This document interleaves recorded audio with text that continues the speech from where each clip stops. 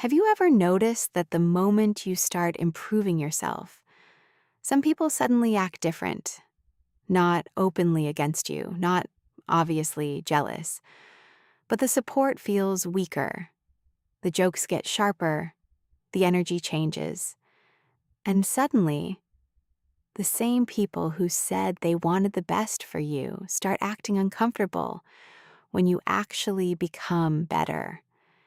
Here's the psychology behind why some people secretly don't want you to change. They liked the version of you they could predict.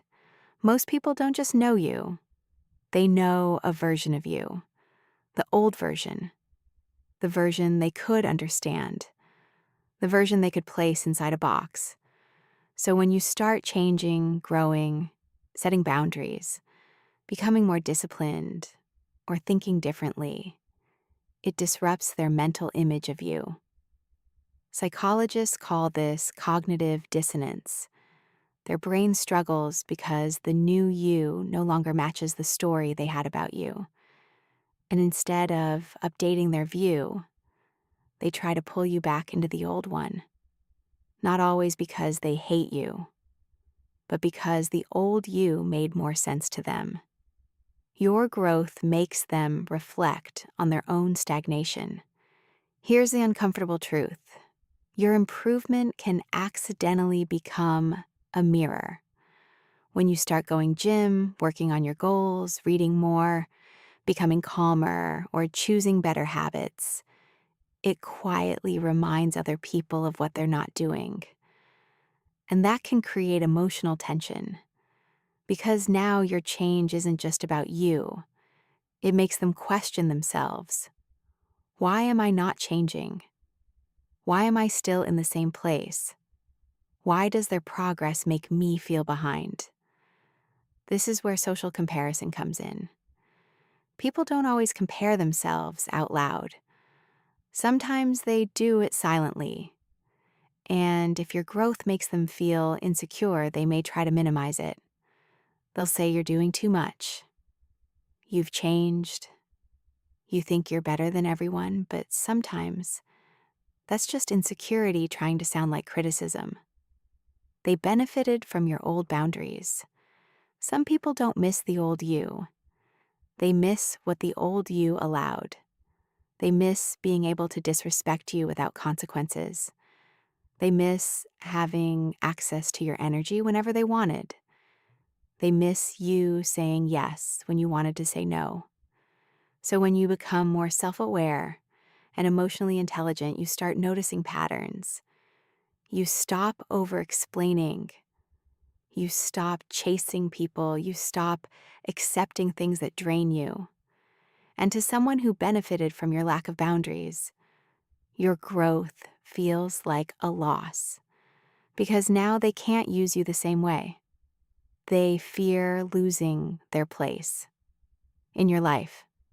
Not everyone resists your change because they're toxic. Some people are just afraid they see you improving, evolving, becoming more focused, and deep down they wonder, will they leave me behind? Will they outgrow me? Will they stop needing me? Change can trigger abandonment fears in people, especially if they attach their security to familiarity.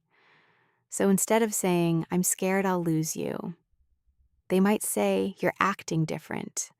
But sometimes you're not acting different. You're just becoming someone they don't know how to hold on to anymore.